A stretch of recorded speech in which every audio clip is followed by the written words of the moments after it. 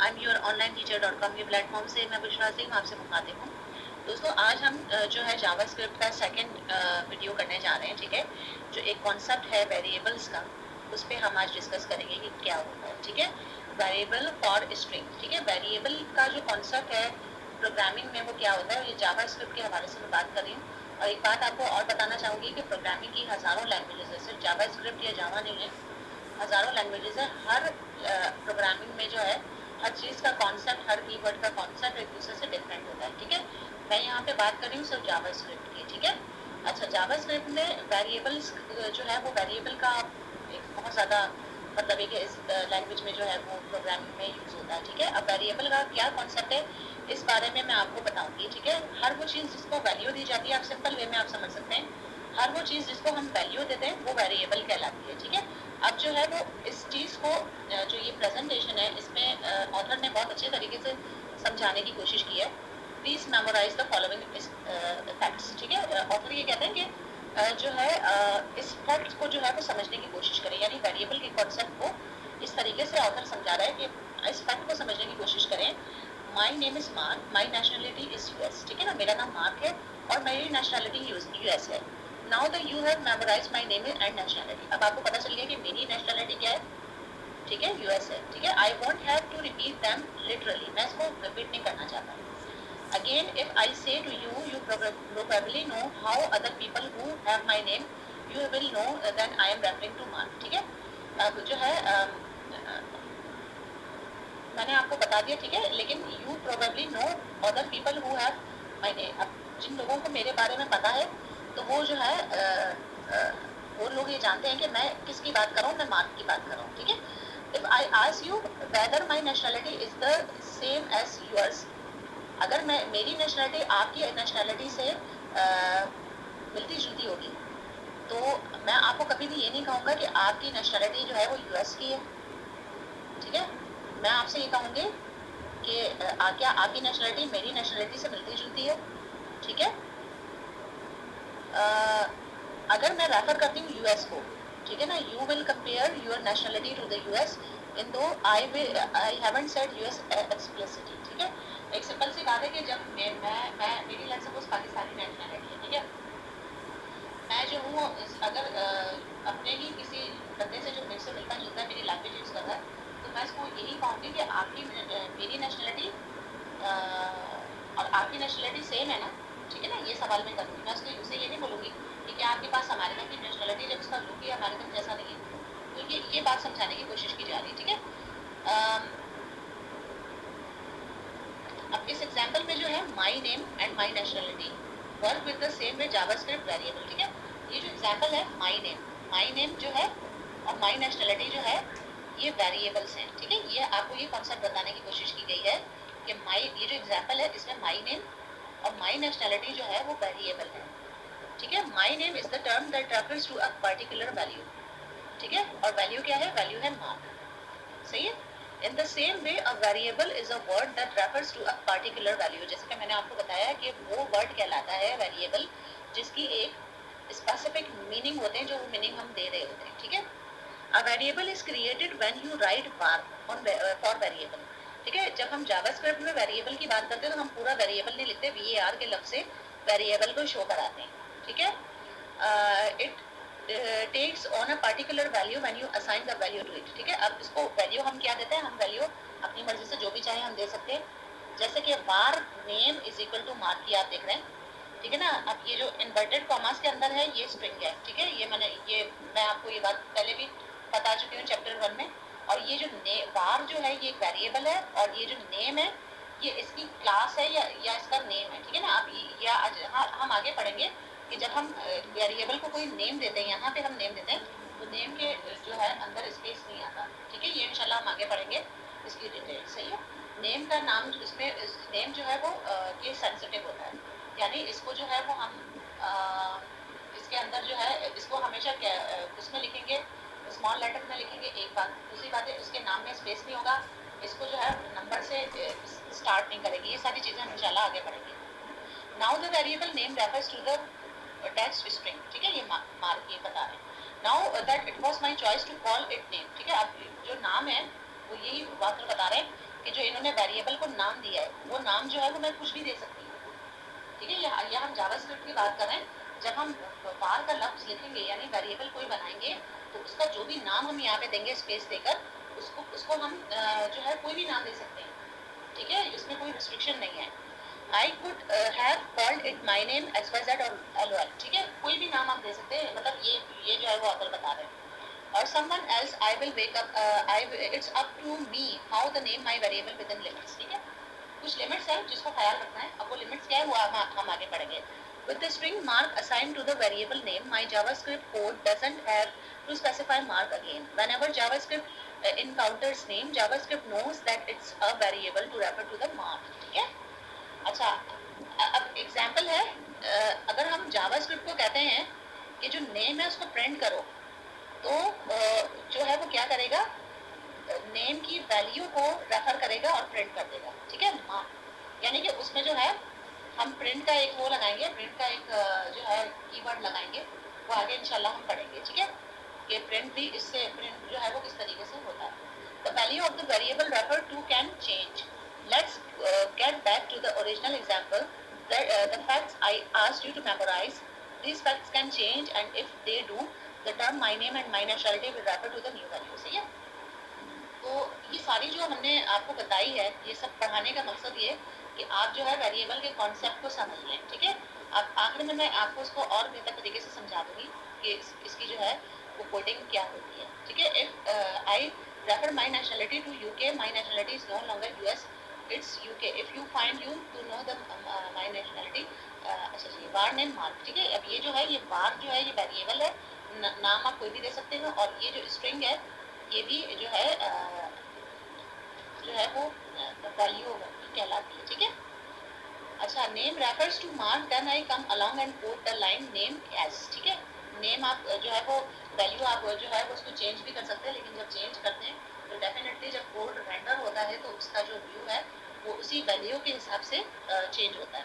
Before I coded the new line, if I ask JavaScript to print name, it printed Mark, but that was then. Now I know if I ask JavaScript to print name, it print as, ठीक है। कहने का मकसद ये है कि जैसे कि मैंने आपको बताया कि जब हम वैल्यू को चेंज करते हैं तो उससे जो है जब फाइल रेंडर होती है तो ऑब्वियसली उसमें भी उसी हिसाब से चेंज आता है, सही, ये बताने की कोशिश की जा रही है, ठीक है। अब यहाँ पे जो है वेरिएबल हमने बनाया नेशनलिटी को, ठीक है ना, और नेशनलिटी की वैल्यू दे दी यूएस, ठीक है, उसको जो है ये स्ट्रिंग बनाया, ठीक है। In the example above, the assignment statement follows the declaration statement immediately, but any amount of code can separate the two statement, ठीक है ना। जो कोड होता है वो दो स्टेटमेंट्स में जो है वो सेपरेट होता है, as long as the declaration statement comes first. In fact, there is no law that says you have to ever define a variable that you have declared, ठीक है। JavaScript variable names have no inherent meaning to JavaScript. JavaScript की जो एक important बात है कि JavaScript के जो वेरिएबल्स नेम्स है जो है उसके इनहेरेंट मीनिंग नहीं होते, ठीक है। इसको इंशाल्लाह हम आगे और अच्छे तरीके से समझेंगे। In English word have meaning, ठीक है ना, इंग्लिश में जो जितने भी वर्ड्स होते हैं उनके मीनिंग होते हैं। You can't use just any word to communicate. I can say my name is Mark, but if I want to be understood, I can't say my flogal is mark. That's nonsense. But with variables, JavaScript is blind to semantics. You can use just any word as long as, अच्छा, कहने का मकसद ये कि देखिए English में जब हम जो ऑथर है वो ये बताने की कोशिश कर रहे हैं कि इंग्लिश में हर वर्ड का एक अलग मीनिंग होता है, एक स्पेसिफाइड मीनिंग होता है, ठीक है। लेकिन जावा में ये बात ध्यान में रखिएगा, जब हम कोई वेरिएबल बनाते हैं तो उसमें हम अपनी मर्जी के मालिक होते हैं, हम उसको क्या नाम देना चाह रहे हैं, उसे क्या वैल्यू सेट करना चाह रहे हैं। यानी वो लैंग्वेज है जिसकी बुनियाद हम खुद डालते हैं, लिखते हैं हम खुद है, लेकिन जो कॉन्सेप्ट है वो हम खुद उसमें डालते हैं। यानी उसको कोई भी नाम देना है, नाम देते हुए जो है वेरिएबल को नाम देते हुए बहुत सारी चीज़ों को, तीन चार बातें जो हम आगे पढ़ेंगे क्या ख्याल रखना पड़ता है वो, ठीक है। और जो स्ट्रिंग होता है, स्ट्रिंग जो वैल्यू दी जाती है वो वैल्यू भी जो है वो हम खुद असाइन करते हैं, ये आपको बताने की कोशिश की जा रही है, ठीक है। अब देखिए ये बात ध्यान में रखिएगा कि यहाँ जितनी भी कोडिंग हुई हुई है, यहाँ ये जो आप देख रहे हैं ये बार नेम है, ठीक है ना, ये नेम कहलाता है। नेम में कहीं पे भी जो है ना वो नहीं हो रहा, जैसे क्या कहते हैं, कहीं पे भी कैपिटलाइज नहीं हो रहा, यानी शुरू में कोई लफ्ज कैपिटल नहीं है, हाँ, एक और इम्पॉर्टेंट बात ये कि जो मैं आपको बताना चाहूँगी कि जो है जावास्क्रिप्ट में जब हम नाम लिखते हैं तो नाम के बीच में कोई स्पेस नहीं होना चाहिए, ठीक है, और जो है ये हमेशा स्मॉल लेटर में लिखा जाना चाहिए। JavaScript blindness to meaning when it comes to variable name you will want to give you variable meaningful name, ठीक है। आप जब इस वेरिएबल को कोई भी नाम दें या उसको वैल्यू दें तो वो मीनिंगफुल होने चाहिए, because I will help you and other coders to understand your code, ठीक है। इट विल हेल्प यू, यानी कि मीनिंगफुल नेम हम देंगे तो उसका फायदा क्या होगा कि अगर दूसरे कोड करने वाले भी उसको जब पढ़ेंगे तो वो उसको उसी तरह समझेंगे जिस तरह आपने उस लैंग्वेज को लिखा है, ठीक है। वेरिएबल एंड टेक्स्ट स्ट्रिंग्स में क्या फर्क है ये बता रहे हैं, is that variable are never enclosed in quotations, ठीक है ना। वेरिएबल जो है वो क्वोटेशंस में क्लोज नहीं होता और ये हमेशा स्ट्रिंग से पहले लिखा जाता है, ठीक है ना। बार लास्ट नेम स्मिथ, इसमें ये जो स्मिथ है ये स्ट्रिंग है, बार जो है वेरिएबल है और लास्ट नेम जो है उसका नेम है, ठीक है। ये टेक्स्ट स्ट्रिंग कहलाता है, ठीक है। टेक्स्ट स्ट्रिंग जो है ये जो इन्वर्टेड जो इसके अंदर लिखा जाता है डबल क्वोटेशन से, ये स्ट्रिंग कहलाता है और उसको जो है इंग्लिश में क्वोटेशन कहा जाता है, ठीक है।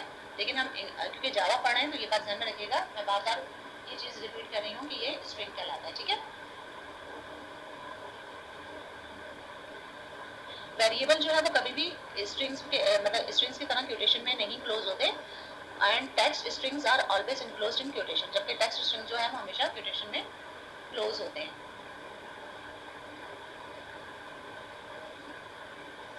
अच्छा, हर कीवर्ड का जो है वो यहाँ बताया जा रहा है कि एक स्पेसिफिक मीनिंग होता है, जैसे कि अलर्ट जो है, अलर्ट एक वेरिएबल है, ठीक है।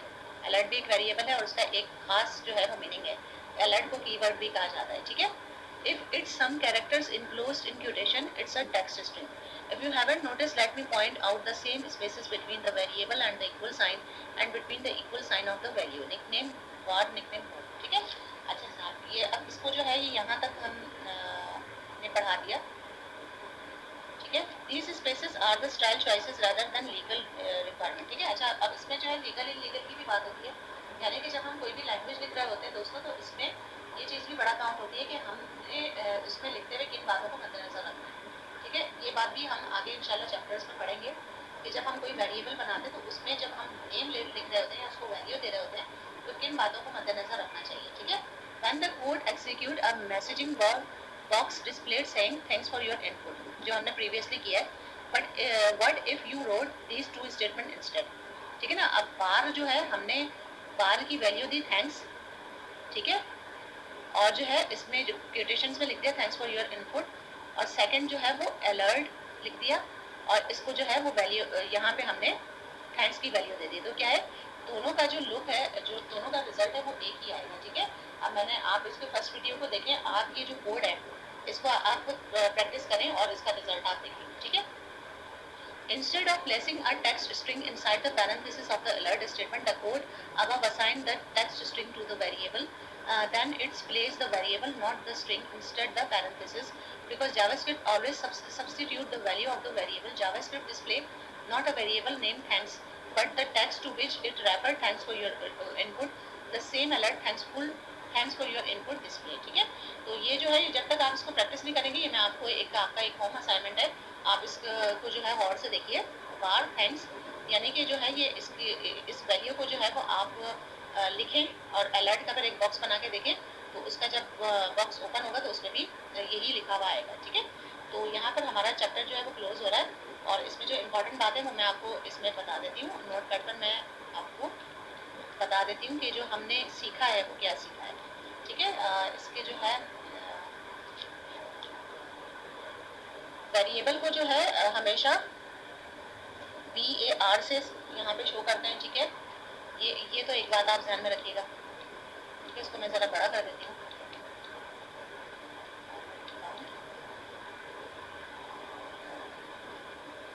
ठीक है। ये मैं आपको जस्ट कोडिंग बता रही हूँ कि किस तरीके से जो है ये, ठीक है।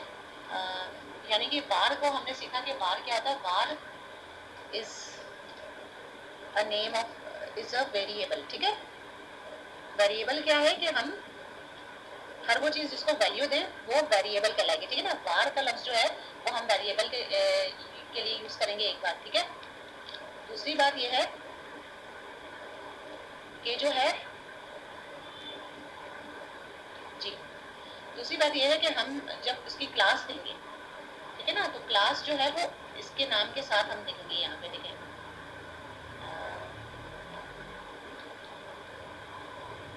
ठीक है।